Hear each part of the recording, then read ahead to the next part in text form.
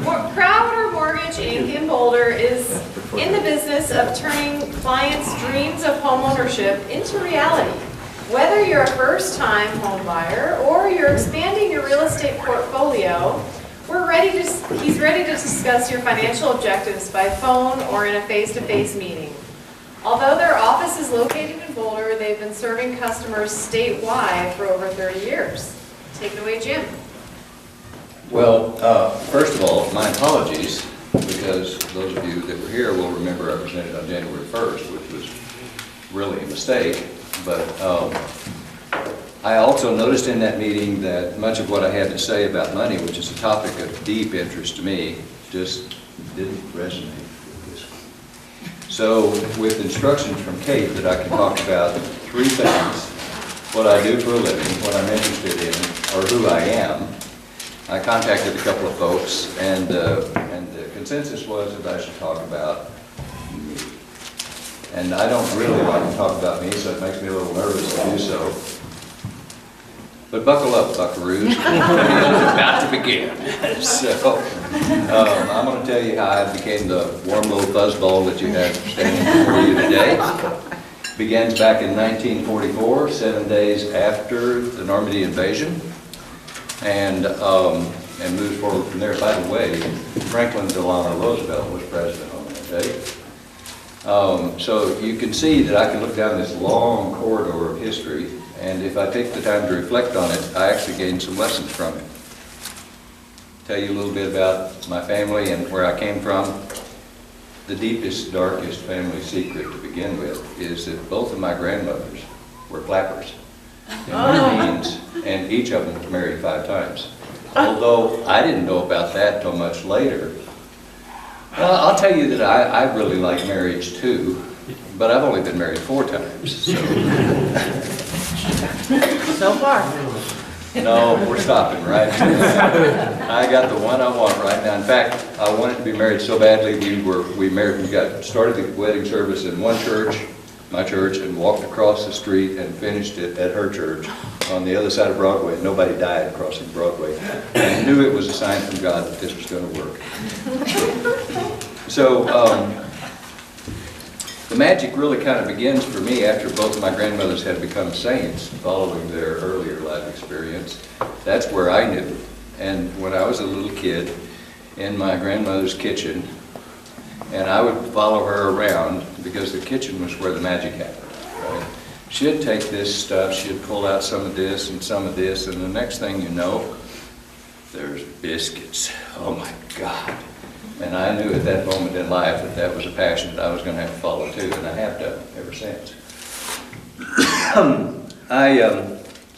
My dad was a Air Force career pilot and flew for many, many years during World War II. He was such a good pilot that they didn't send him into combat. They had him fly airplanes around the world and deliver them. And in fact, he was able to fly from San Francisco to some 2-mile-long island in the Pacific that was almost 1,400 miles away, non-stop with belly tanks and all like that, with pretty crude navigation instruments, and managed to find that island out there in the middle of the Pacific and land that airplane. So he was very skilled. My granddad was Texas Ranger. In fact, at one point, he was the commander-in-chief of the Texas Ranger. And I remember when I was a kid, you know, sitting in the living room of my grandmother's house, the one that made the biscuits. That's her house. And the Dallas Times-Herald was delivered, and there was a story in there about him. And it talked about him being sent to a Texas prison for the mentally insane, because there was a riot going on there.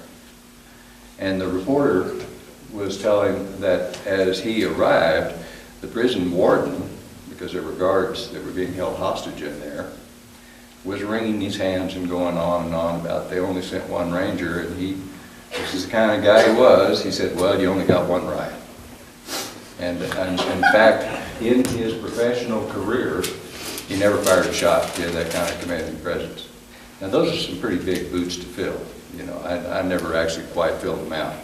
But those are the kind of people that shaped my life. dedicated to their community. They had their butts in the pews every Sunday morning. I kind of fell away from that in the 60s. Go figure. But I also got drafted in the 60s and went off to serve in the Navy, if you can call it service.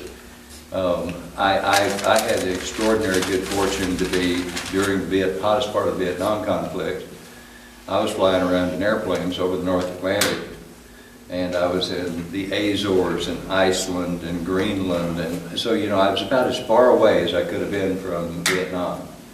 And so I was very fortunate. Many of my friends were there. I used to get tape recordings from a friend of mine who was a door gunner and a Huey of some sortie that he was involved in, and it was the scariest thing I ever heard in my life. He survived, thank God. I've got two younger brothers. I like to think that I'm the pick of the litter, but I guess there's some debate about that. But being the oldest, you know, I have a certain stature even with them.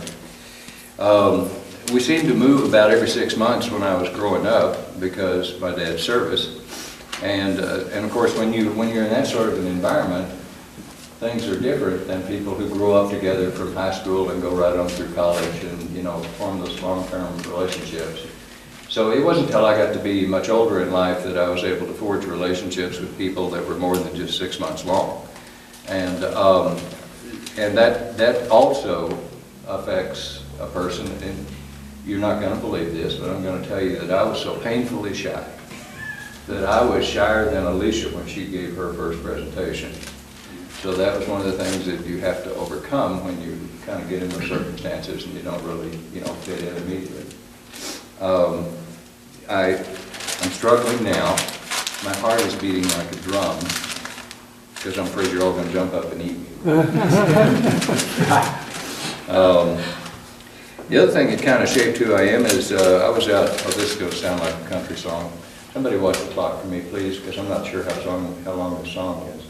But I was out delivering newspapers in Fort Worth, Texas. My paper route on one side of the street was a community of black people. On the other side of the street was a community of white people. And it was before dawn, and this was the old cruiser bikes, you know, I had the paper bags, the carriers on there, the canvas bags, you had the papers in. And I'm throwing the papers, and all of a sudden, boom, I get hit by a car, thrown 60 feet. When I regained consciousness, there's this woman there just going crazy, and I don't know what that's all about. Oh, is that 10 minutes already? No. That's all right. Steve, I'll just go ahead now. Was that? Oh, that was me. You're welcome to. Somebody hit my mobile app. Love that. So as a result of that, I got a broken femur and blew up my knee and stuff, and so I was in the hospital for a long time, got out, re-broke it almost immediately. So that kind of put high school sports out of reach for me, because when I ran, I actually kind of ran in a gentle circle to the left. My left leg wouldn't keep up with the right. And so I got involved in individual sports. I learned that you know, I could climb, I could ski, I could do all of these things. And as I got into you know, got through high school that way, just kind of, I mean, I actually did go out for the football team in junior high, and that was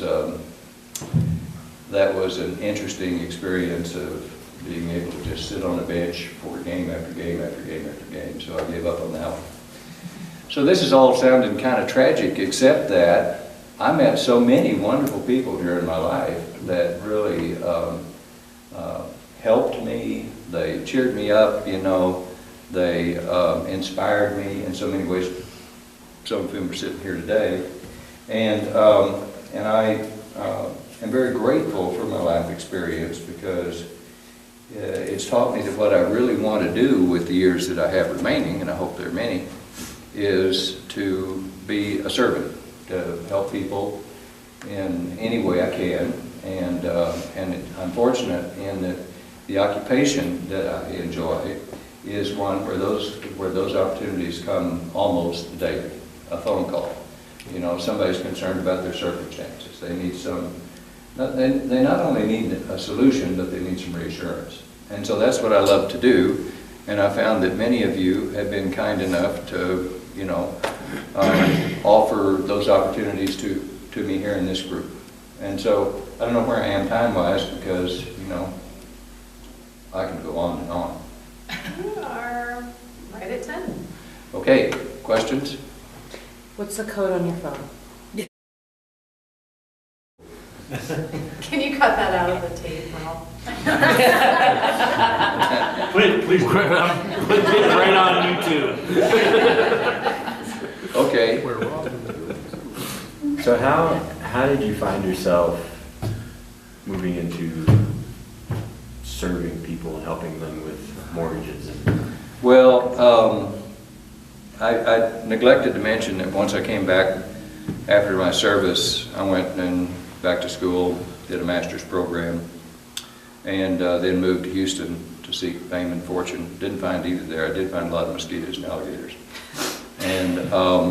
And I was the chief financial officer for the Houston-Galveston Area Council of Government. Sucked to be me because what we did as an organization was considered tantamount to communism.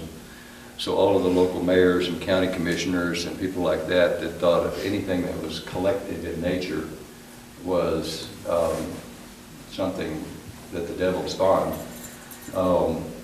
So it was an unfulfilling experience, lots of responsibility, and I just said, to heck with it. Moved to Colorado, which I visited many times during college. Moved to Boulder. You know, I actually saw the Beach Boys play at the Sink back in the early 70s. So that was why I moved to Boulder. You know, this is great, little college town, funky. Of course, now it's like Beverly Hills.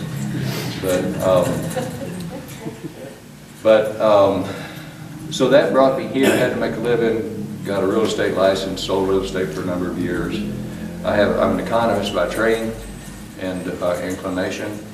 And so this was during the Carter years. For those of you that were alive then, the prime lending rate was 22.5%. 22.5%, think about that. You couldn't get a fixed rate mortgage. So everything was, there was one loan product called a GPM, Graduated Payment Adjustable Rate Mortgage. So this was a great deal. So you get a mortgage that has an adjustable rate. That rate would have been like 8.5 or 9%. That would have been the real rate. But you pay at 4.5 or 5. So the money that you're not paying to cover the interest on that loan adds on to the end. And at the end of the day, guess what? You can owe more than your house is worth. But I thought that what goes up must come down. So I started a mortgage company right in the middle of that. And sure enough, interest rates started coming down. And my clientele built as, you know, every time they dropped a couple of points, people would come back to me and want to get the new lower rate. So we went from 14 to 12 to 10 to 8 to 6 to 4. And at that point, we'd probably also taken a few years off their loan each time we did it. So by the time they got to 4, they graduated. They didn't have a mortgage anymore. You know? So the mortgage interest has held the mortgage business has held my interest longer than any other occupation I've enjoyed, which includes a brief stint as a motorcycle racer and cowboy. Not at the same time. But, Motorcycle racing cowboy. Yeah. At one time, in fact, I had 5 offices in 3 states and 120 employees. But that was back during the early 2000s and before we had the financial meltdown and before the government came crashing in on my business and basically put me out of business in 2010. So what you see now is my best way to rationalize how to be in this business and do what I do without too much additional interference from the government. Very good. Was that the answer? Great. Okay. Just one thing about Jim. I tend to give him the very, very, very, very hard cases. And even if he can't get the loan, he never stops trying. So I just wanted to say publicly, thank you. Yeah, you're welcome. Thank you for your support. Dave? Yes, I want to talk about Jim too. There was a point in time here a couple years ago that I wanted to downsize my home. So I worked the dynamic duo, Kate and with Jim. So Kate sold my house for a lot more than I thought I would ever get for it. I went to Jim. Jim got me a loan, and then subsequently, about a year and a half later, Jim got me a reverse mortgage loan. And Kate also found me my house that I had bought. So, but if you want a team that sticks with you all the way and makes it extremely easy for you, the buyer, this is the team. I feel like the three of us should just hug it out. Yeah, exactly. That's great. So one last thing, I forgot to mention, it's going to sound like a bar line. I'm a Gemini, right? What's your sign? And as such, I think I've always been a very curious person, always wanted to know about just everything, really, which didn't make me the best boyfriend in high school, actually, because my curiosity extended to other women.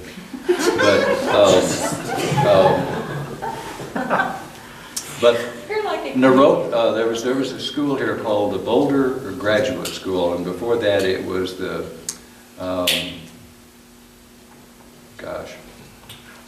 it was the name of another psychiatric model. And the Boulder Graduate School had a degree program in Jungian studies. And so I undertook that because I really wanted to learn what makes people tick. And it was very helpful to me. It gave me deep insight to, how to interact with people and, how to work with their fears that aren't expressed and things like that. And one of the things that came up in the course of that was in dream studies, Jung says that if a person dreams of a home, you should walk around in every room because that's you. That's a representation of who you are. And it struck me that homes are a central part of who we are. It makes us up. We all kind of think we want to have a home. Some with a little white picket fence in front, some perched on a mountaintop. These are expressions of the people that we are. And having that insight allowed me to kind of better understand, dig a little deeper, help people feel more comfortable with the process and so forth as they're going through. Somebody asking them, where did that deposit in your bank come from? Why did you change jobs here? These are the kinds of questions that people get when they go through the mortgage process. So I guess all of these life experiences have brought me to a place where I think I really can deliver a quality experience to people that, feel like they really need to get a mortgage. Wonderful. Thank you. Thanks so much, Jim.